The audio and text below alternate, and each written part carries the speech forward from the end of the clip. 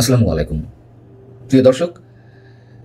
সিলেটের ফেঞ্চুগঞ্জ উপজেলার পিটাইটিকরি সরকারি প্রাথমিক বিদ্যালয়ের প্রধান শিক্ষিকা বিউটি রানী পালের ভাইরাল ভিডিওটি নিশ্চয়ই আপনারা সবাই দেখেছেন। গত 2-3 দিন ধরে এটি ভাইরাল হয়েছে এবং এই ভিডিও নিয়ে যদি প্রথমেই এক বাক্যে কোনো মন্তব্য করতে হয় তাহলে বলবো, দেশের সাম্প্রদায়িকতা, ধর্মান্ধতা, মৌলবাদিত্ব, স্বাধীনতা বিরোধী একটি গোষ্ঠীর বিরুদ্ধে পুরো বাংলাদেশের মানুষকে বিউটি রানী পাল নিজের অজান্তেই এক কাতারে নিয়ে এসেছেন হাতে গোনা কিছু কুলাঙ্গার বাদে। এবং যারা উদ্দেশ্য প্রণোদিতভাবে বিউটি রানী পালের ব্যক্তিগত ফেসবুক প্রোফাইল থেকে এই ভিডিওটি ডাউনলোড করে ছড়িয়ে দিয়েছেন, তাদের উদ্দেশ্য ছিল তাকে সাইবার বুলিংয়ের শিকার করা। তিনি সাইবার বুলিংয়ের শিকারও হয়েছেন, একটি বিশেষ গোষ্ঠীর তোপের মুখে পড়েছেন। ফেসবুকে তাকে নিয়ে ট্রল হেনস্থাও কেউ কম করেননি। এমনকি এই ভিডিও করার কারণে জেলা পর্যায়ের প্রধান শিক্ষকের পদকপ্রাপ্ত এই শিক্ষিকার বিরুদ্ধে ব্যবস্থা নেওয়ারও আহ্বান জানিয়েছেন কেউ।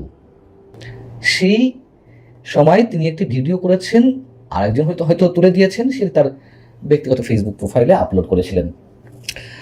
আমাদের দেশের স্কুল কলেজগুলোতে নানান ধরনের অনুষ্ঠান হয়, ক্রীড়া প্রতিযোগিতা, সাংস্কৃতিক অনুষ্ঠান, এবং এই সব দিনগুলোতে আমরা তো দেখি বা আমাদের স্কুল জীবনেও তো ঘটেছে যে আমাদের সাথে আমাদের স্কুলের শিক্ষকেরা, নারী শিক্ষক, পুরুষ শিক্ষক একসাথে মজা করেছেন, একসাথে হাসি আড্ডায় মেতে উঠেছেন। কোনো কোনো ক্ষেত্রে হাত ধরে খানিকটা নাচানাচিও করা হয়েছে। কি অপরাধ তাতে? নিশ্চয়ই তা না, কোনো অপরাধ নেই। বরং আনন্দহীন শিক্ষা যে কোনো শিক্ষাই নয়, রবীন্দ্রনাথ এ কথা বলে গেছেন 100 বছর আগে, এবং সেটির ঘাটতি তো আমাদের এখানে রয়েছে, এই দেশে, এই সমাজে, এই দেশের শিক্ষা ব্যবস্থায়। বিউটি রানী পালের যে ব্যক্তিগত ফেসবুক প্রোফাইল, সেখানে আরও অনেক ভিডিও তার রয়েছে যে শিক্ষার্থীদের সঙ্গে, কোমলমতি শিশুদের সঙ্গে তিনি কিভাবে ফ্রেন্ডলি আচরণ করছেন, কিভাবে আনন্দের সাথে তিনি শিক্ষাদান করছেন। অথচ তাকে এই ভিডিওটি তাকে নিয়ে এই ভিডিওটি প্রচার করে একটা বিশেষ উদ্দেশ্যে একটি গোষ্ঠী একটা অন্যরকম খেলায় মেতে উঠতে চেয়েছিল।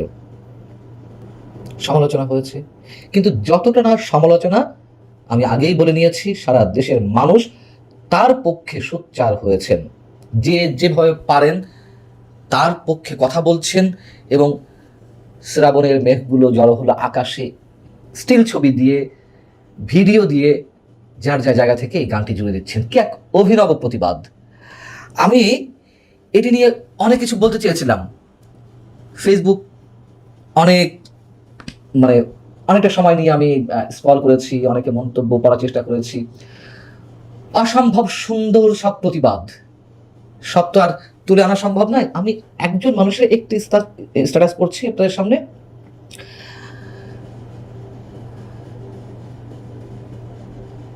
ফেসবুকে যে যার মতো করে রুচিশীল ভাষায়, অভিনব কায়দায় যার মতো করে প্রতিবাদ করছেন বিউটি রানী পালের পক্ষে। এই স্ট্যাটাস, এই যে অসংখ্য লেখা, এগুলো তো আর সব এক জায়গায় করা সম্ভব নয়। আমি একটা স্ট্যাটাস বেছে নিয়েছি যার মধ্যে আমার নিজের যেমন কথা রয়েছে, অসংখ্য মানুষের মনের কথাও সম্ভবত রয়েছে। তিনি আরিফ ইস্তিয়াক, সম্ভবত একজন আবৃত্তিকার। তিনি যে লেখাটি দিয়েছেন ফেসবুকে, আমি একটু হুবহু প্রায় সবটুকু পড়ার চেষ্টা করছি। আমার মনে হয় কেউ ধৈর্য হারাবেন না। তিনি লিখছেন, 24 আগস্ট থেকে 2026 ফেব্রুয়ারি পর্যন্ত এদেশে মৌলবাদীরা যা চেয়েছে তাই হয়েছে। এই সময়ে এরা ঘোষণা দিয়ে সাংস্কৃতিক প্রতিষ্ঠানে হামলা করেছে, দেশের বরেণ্য শিল্পীদের কনসার্ট করতে দেয়নি, অভিনেত্রীদের ঘর থেকে বের হতে দেয়নি, মেয়েদের ফুটবল খেলা বন্ধ করে দিয়েছে, পথে ঘাটে নারীদের হেনস্থা করেছে এবং হেনস্থাকারীদের পুষ্পমাল্য দিয়ে বরণ করে নেওয়া হয়েছে। এদের যত ভয় বাঙালি জাতীয়তাবাদকে, সাংস্কৃতিক আধিপত্যকে ও নারীর অগ্রযাত্রাকে। এরা এমন এক নারী সমাজ চায় যে সমাজের নারীরা স্বামী পরক্রিয়া করে ধরা খাওয়ার পর বলবে, আমার স্বামী আমার অনুমতি নিয়েই পরকীয়া করেছে। এরা চায় নারীরা ঘরের বাইরে না বের হোক, নারীরা স্বামীর দয়ায় বাঁচুক, এরা নারীর শিক্ষাকে ভয় পায়, নারীর সচেতনতাকে ভয় পায়, এমনকি নারীর নারীত্বকেও ভয় পায়। আরিফ ইশতিয়াক বলছেন, আবারও বলি, আরিফ ইশতিয়াকের এই কথাগুলো দেশের 18 কোটি মানুষের সেখান থেকে হয়তো কিছু কুলাঙ্গার বাদ যাবে। তিনি বলছেন, মৌলবাদীদের আগ্রাসী আস্ফালনের বিরুদ্ধে আমাদের যে নীরব সাংস্কৃতিক সংগ্রাম, সেই সংগ্রামে এবার যুক্ত হয়েছেন সিলেটের স্কুল শিক্ষিকা বিউটি পাল। বিউটি পাল যখন আক্রান্ত হয়েছেন তখন এগিয়ে এসেছেন সারা দেশের হাজারো স্কুল শিক্ষক, অভিনব উপায়ে অংশ নিয়েছেন প্রতিবাদে, দেখিয়েছেন সাংস্কৃতিক শক্তি। এরপর একে একে যুক্ত হয়েছেন কর্মজীবী নারী ও মেয়ে শিক্ষার্থীরা, সাংস্কৃতিক সংগ্রামকে রূপ দিয়েছেন সাংস্কৃতিক বিপ্লবে। আরেকটু আছে বলি, মৌলবাদীরা ভুলে গেছে আগের দিন আর নেই, জনমত এখন পুরোপুরি ঘুরে গেছে। মৌলবাদীদের সীমাহীন বাড়াবাড়ি, মিথ্যাচার, লুচ্চামি ও বলাৎকারে মানুষ বিরক্তির শেষ পর্যায়ে পৌঁছে গেছে। সংস্কৃতির সচেতন মানুষ, নারী সমাজ ও শহুরে প্রগতিশীল জনগণ এখন মৌমাছির চাকের মতো ঐক্যবদ্ধ। মৌচাকে একটা ঢিল ছুড়লে যেমন ঝাঁকে ঝাঁকে মৌমাছি তাড়া করে, নারীর স্বাধীনতায় হস্তক্ষেপ করলেও তেমনি দলে দলে নারী রুখে দাঁড়াবে, যেভাবে রুখে দাঁড়িয়েছে বিউটি পাল ইস্যুতে। এটাই নীরবতার শক্তি, সাংস্কৃতিক শক্তি।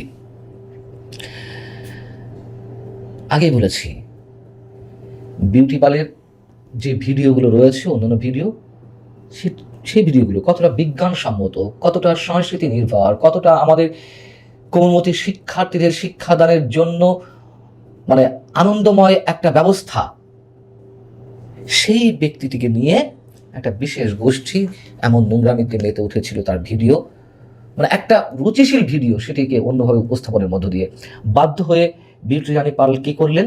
তিনি থানায় অভিযোগ করতে বাধ্য হলেন, পুলিশের সহায়তা চাইতে বাধ্য হলেন।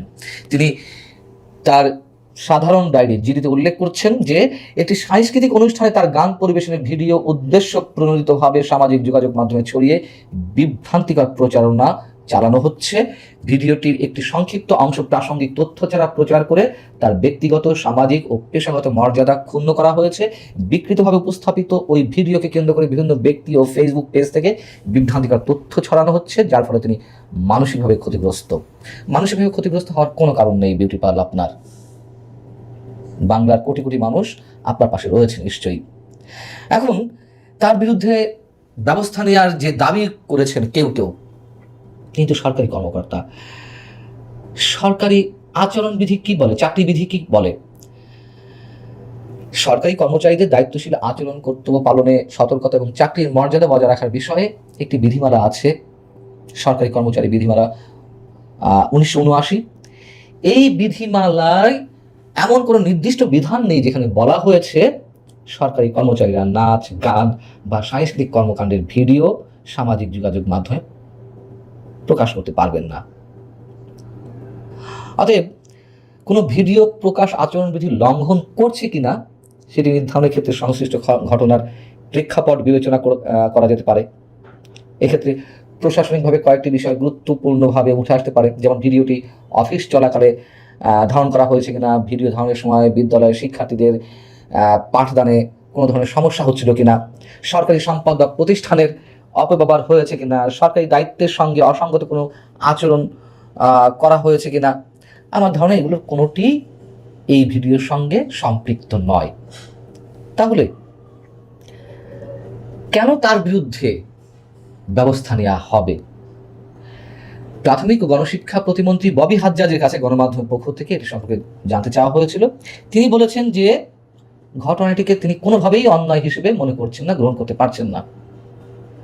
তারপরেও সিলেটের প্রাথমিক শিক্ষা কর্মকর্তা তিনি বলেছেন যে বিউটি পালের বিরুদ্ধে এখনো পর্যন্ত কোনো তদন্ত কমিটি গঠন হয়নি, গঠন হবে কিনা তা নিয়েও কোনো সিদ্ধান্ত হয়নি। অর্থাৎ সিদ্ধান্ত এলে তদন্ত কমিটি গঠন করা হতে পারে।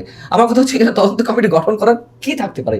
যদি হয়ে থাকে আমরা ধরে নেব ইউনূস সরকারের সময় যে উন্মাদনা চলছিল, মৌলবাদিত্বের যে জয় জয়কার ছিল, সাম্প্রদায়িকতার যে আস্ফালন ছিল, তার ধারাবাহিকতা এখনো চলছে তো বটেই কোনো কোনো ক্ষেত্রে। এবং এই বিষয়টি যদি হয়ে থাকে, কোনো তদন্ত কমিটি গঠন হয়, তাহলে আরও বেশি করে সেটি প্রমাণিত হবে। ভালো থাকুন সবাই। বিউটি রানী পালের জন্য শুভকামনা।